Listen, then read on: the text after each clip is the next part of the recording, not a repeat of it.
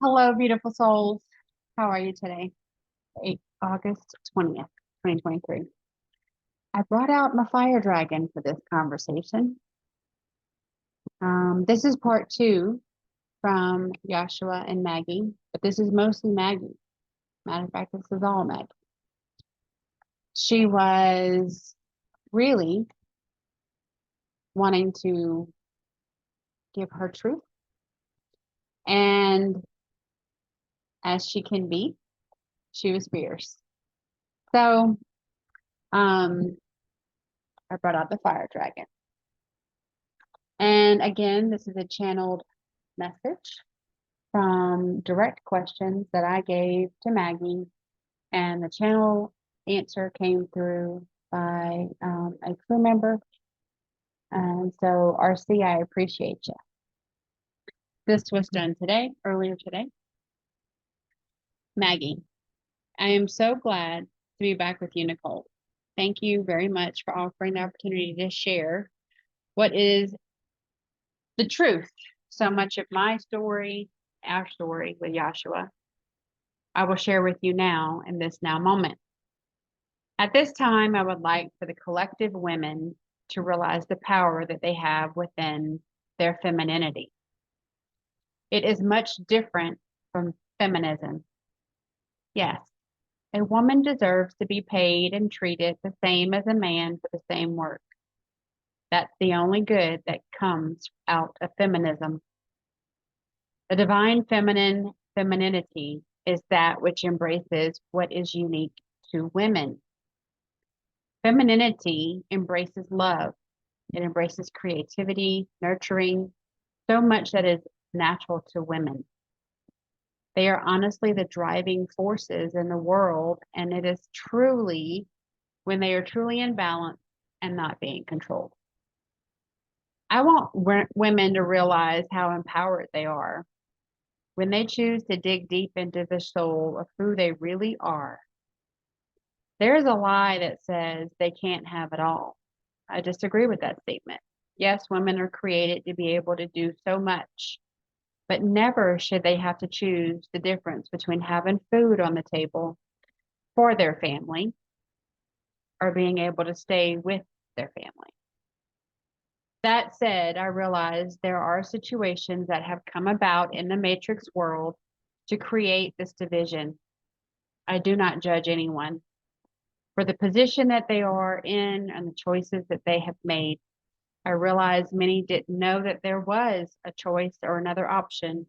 Some would prefer a little bit of everything versus committing to one or the other. I ask everyone, male and female, to dig down deeply into their souls. What makes you happy?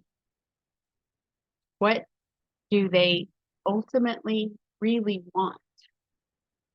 When you strip away the matrix teaching and get back down to the deep soul level and set the ego at the curb, I feel the answer may both surprise them and bring them joy. Part of having it all means you have the support from your significant other. When that is missing, the whole picture is incomplete. Question. Does the Rosicrucians come closest to the original Magdalene Order of the Rose? Yes. Question. Was Mesopotamia originally in southwestern United States? Yes. Mesopotamia was originally in southwest US. The world, artifacts, history, geography have all been flipped to keep everyone confused and arguing over the same point. Question. Is the Holy Grail a beautiful mother or an artifact? Part of the Holy Grail is the spiritual aspect of the women portal with her womb who gives birth, the arrival of children. We won't discuss the other parts of the Holy Grail at this time. Question. In all of the world, where were you most welcomed? We were welcomed all over the world. Our love story is one of fun, trust, purity of heart, and strength. It was strengthened by the good times and, unfortunately, the many times that we had to be apart. That wasn't easy to do due to our spiritual powers. There were threats placed upon us, but that wouldn't change anything.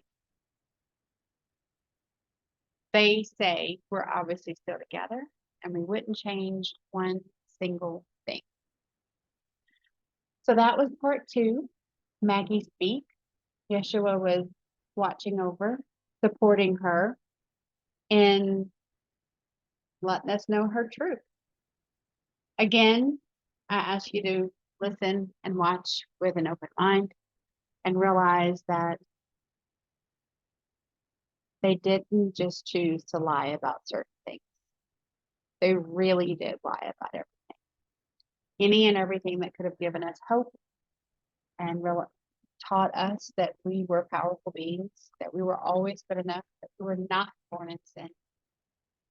Oh, and that reminds me, it was never a question for me because I didn't believe it. It just never resonated with me. But the very first thing she said, it was just put out there because it's probably the biggest misconception. She was never a prostitute.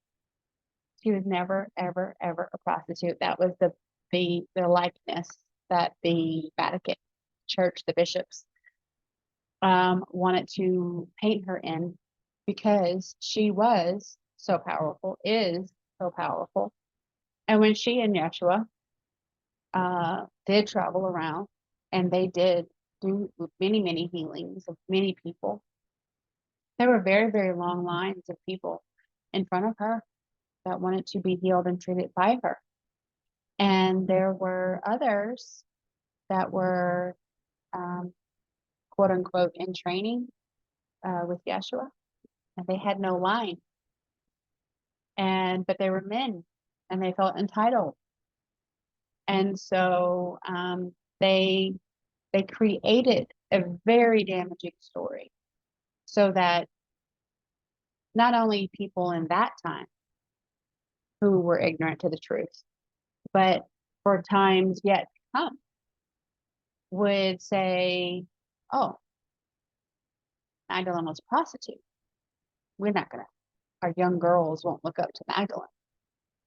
Because if they said the truth, that Magdalene was not only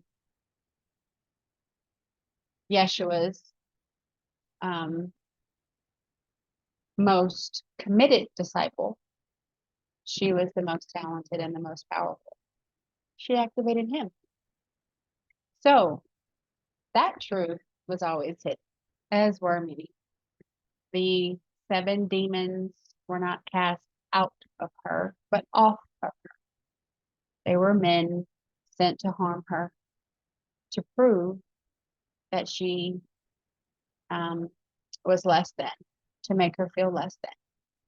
And it is the same tactics that they use today. The playbook has never changed.